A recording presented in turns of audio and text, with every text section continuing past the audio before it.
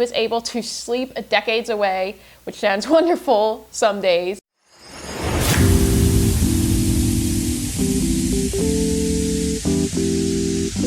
Hey guys, and welcome back to Gabbing with Jessa.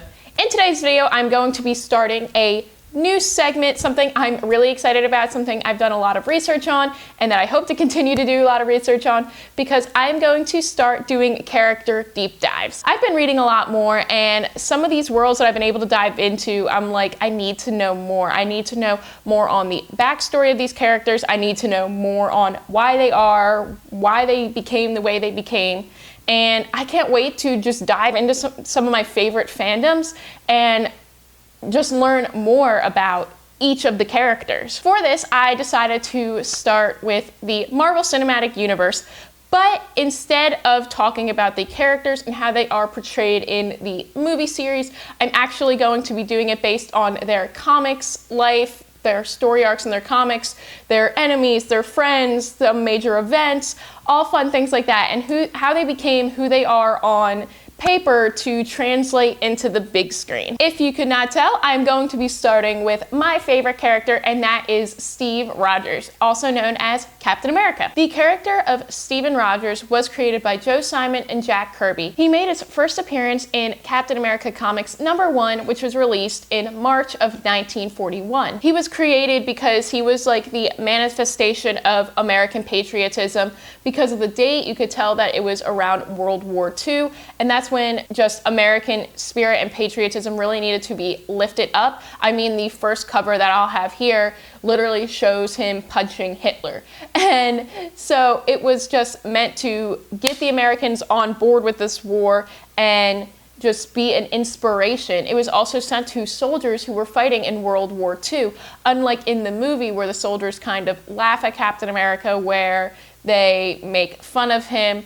They loved getting these comics, and it also helped get them through the war. And it was just something that they needed, something that they said really helped bring America home with them. Stephen Grant Rogers was born on July 4th, 1918 to Sarah and Joseph Rogers in Manhattan, New York, New York. He's a high school grad, but he also has 1 year of art experience under his belt. Unfortunately, Steve lost both of his parents, so he became a poor orphan, and all he wanted to do was enlist in the war, but because of his small size, he was rejected multiple times. But that didn't stop Professor Abraham Erskine, who saw the potential in Steve, knew that he was a good man, and just because he was small didn't mean that he couldn't be a good soldier, so he asked him to participate in Project Rebirth. Project Rebirth was also known as the Super Soldier Serum Program. It was a highly classified US government project to help create super soldiers so they could use them as soldiers in World War II to fight the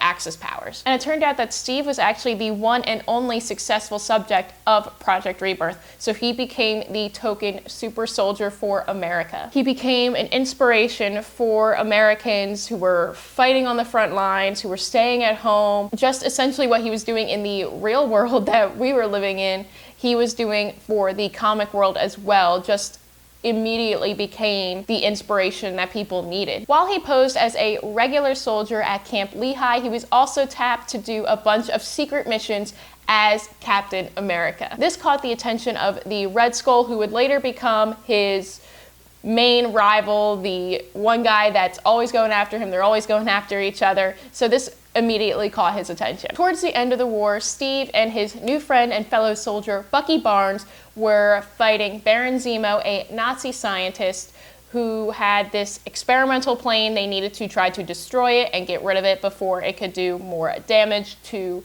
the Ally powers. The plane actually did catch on fire, and both Steve and Bucky were caught on this plane, and then it dove right into the icy cold ocean waters. While Steve and Bucky were separated from each other because of this destructed plane, Cap actually went into animated suspension, which is where your organs temporarily shut down but are still in use so that you don't die, you just don't really use them. It's similar to how bears hibernate in the winter. This happened immediately as he was submerged in the icy waters. And because of his animated suspension, he was able to sleep decades away, which sounds wonderful some days. And he was later discovered by the Avengers, unfrozen, and woke up in present day. After the serum, Steve's body was at the highest just capacity humanly possible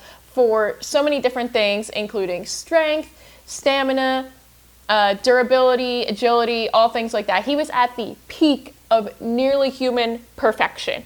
But he also likes to continue to exercise so he can still maintain that physique. Also, because of the serum, his charisma and his shrewd decision-making abilities were also at the top of human perfection. I don't really know how that happened, but apparently it did. He likes to carry around a concave shield made of vibranium. That is his main thing that you think of. The classic Captain America shield is what you automatically associate Steve Rogers with. It is also made of steel alloy, so it is lightweight, very durable, and it's nearly indestructible. And not to quote Thanos, but it is also perfectly balanced, as all things should be. For his uniform, it is tight-weight chainmail that can deflect sharp objects, whatever come to him, but he also has a nice little handy belt that he can keep, little extra things in too. Unfortunately, Steve lost a lot of his friends in World War II, whether they died in the war or because they died off from natural causes because of all of the decades that he slept away. One of the most notable of his World War II buddies was James Buchanan, or Bucky Barnes. Unknown to Steve, he actually survived the plane crash, later to be captured by the Russians,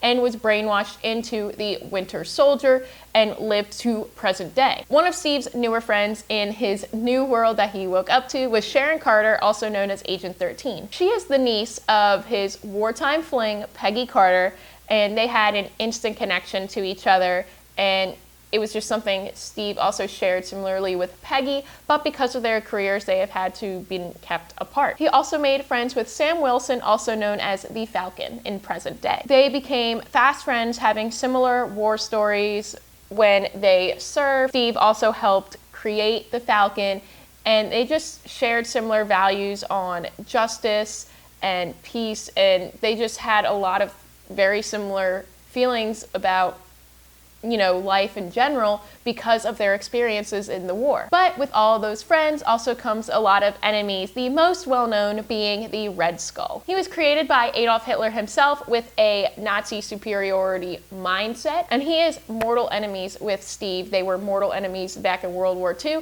and they continue to be mortal enemies to this day in present day. Another enemy was Baron Heinrich Zemo, who was the Nazi scientist that fought him and Bucky on the plane. The background between him and Steve nearly rivals Steve's background with the Red Skull, and Baron Zemo actually ended up surviving the war to create the Masters of Evil, who are a group similar to the Avengers. They're basically the anti-Avengers. Another well-known enemy of Steve is Arnim Zola, who was a World War II era geneticist who was able to physically create beings to follow him, to do what he says, to follow his orders, and just be another rival to Cap as well. Finally, our last main villain to Cap is Baron Strucker. He is the present day enemy to Cap, and he is the founder of Hydra, which is the organization that basically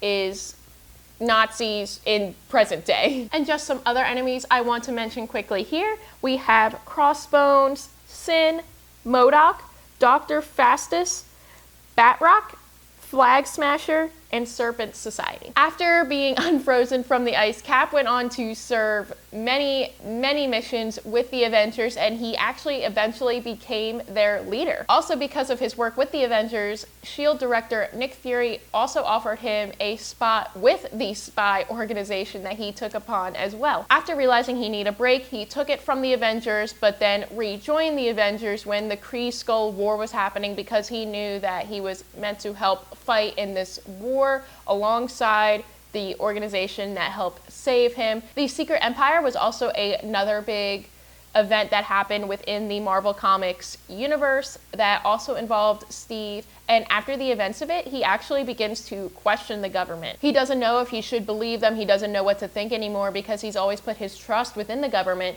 So he actually temporarily retires the name of Captain America and goes by Nomad. When he does try to be Captain America again, the US government actually isn't a big fan of what he's been doing or what he's been saying about the government, so they also remove that title from him as well. So instead they decide to give him the role of the captain, but that would actually then be replaced by John Walker, also known as US Agent. After he was removed from the role as the captain and being replaced by US Agent, he actually went on to be an expatriate until they finally asked him to return as Captain America. One of the last major events that Cap took place in the Marvel Comics history has been Civil War. Iron Man decided to push into law the Superhero Registration Act.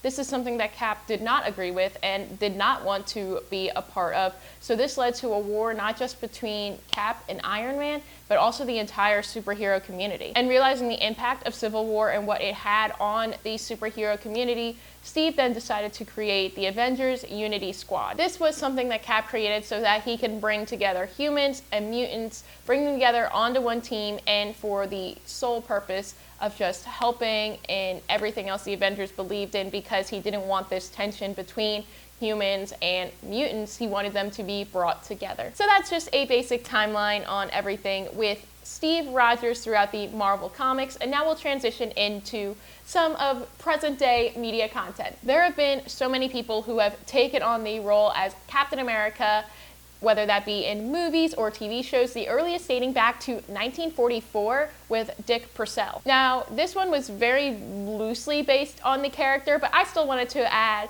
him into this role because he did technically play Captain America. There were also two made-for-TV movies, Captain America and Captain America 2, Death Too Soon, that were released in 1979, where Reb Brown played the character of Steve Rogers. There was also another movie that was supposed to be released in the theaters. I think it ended up being released on television. I'm not 100% sure. It was the 1990 movie Captain America, where Matt Stanglinger was the titular character. And then, of course, we currently have Chris Evans, who has played him in the Marvel Cinematic Universe. He is the one who is most well known for Captain America, but these other three actors have also been the role of Captain America as well. Now, I just wanted to add one last fun fact here about Captain America. This was something I actually discovered when I went to the Ben Franklin Museum in Philadelphia when they were having a Marvel Comics showcase going on. It was one of those traveling things that went from place to place, city to city, and I went and it was a lot of fun. So within the comics, Marvel tried to incorporate a lot of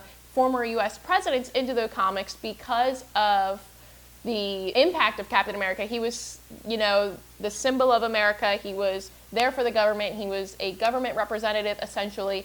And so I just wanted to list a few of them off here. So some of the former presidents who have made it into these comics, that I will also include what they look like in the comics here, if I can find them, are Franklin D. Roosevelt, Harry Truman, John F. Kennedy, Richard Nixon, Jimmy Carter, Ronald Reagan, George H.W. Bush, Bill Clinton, George W. Bush, and Barack Obama being the most recent. So there you have it. There is a character deep dive into Captain America, just a little more information. Again, I want to be able to continue and expand this. I already have some book series I'm going to do this about. I have some other TV shows I'm going to do this about, movies, comics, everything like that. But I'm going to leave the next Marvel Cinematic Universe character pick up to you guys. So I have this little bag here filled with all of the characters who have either been in the MCU movies, who are slated to be in one of the new TV shows or one of the new movies as well. So this includes the Eternals, Black Widow, She-Hulk, all those other shows that have been rumored to start and that are going to happen on Disney+. And I'm going to pick 4 and then a Twitter poll on my Twitter at Gabbin with Jessa. You guys will be able to vote on which one you want to see me do next. Now, just because I pick the winner out of those doesn't mean that I won't do the other 3. They will just go right back into this bag. Okay, so let's mix it up. Let's see who we're gonna get.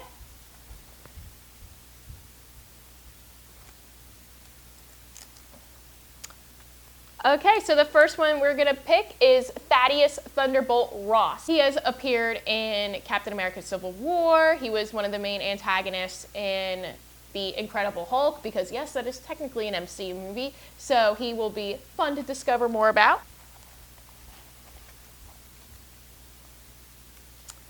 Yes, next we have Bucky Barnes, one of my personal faves.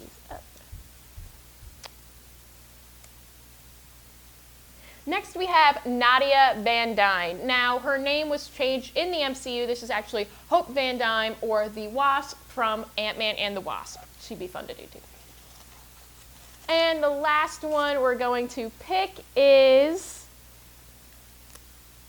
good old Phil Coulson. Phil Coulson is, of course, from the Avengers movie. He's also from the Marvel Agents of S.H.I.E.L.D. TV show. And so he's so cute. I love him. Oh, he was also in Captain Marvel as well. So these are the 4 that you guys will be able to vote from. I can't wait to see who you guys pick. I can't wait who I get to dive deeper into next. Maybe it'll be a villain. Maybe it'll be Cap's sidekick. It doesn't really matter. But if you guys like this video, let me know down in the comments below what other fandoms you would want me to dive into. I do have a lot of ideas that I'm really excited for. But let me know. I'm really curious to see if there's anything more that I can dive deep into, because once I really get into a fandom, I try to go as deep as I can and discover as much as I can. Don't forget to like and subscribe, and until next time, keep on gabbing.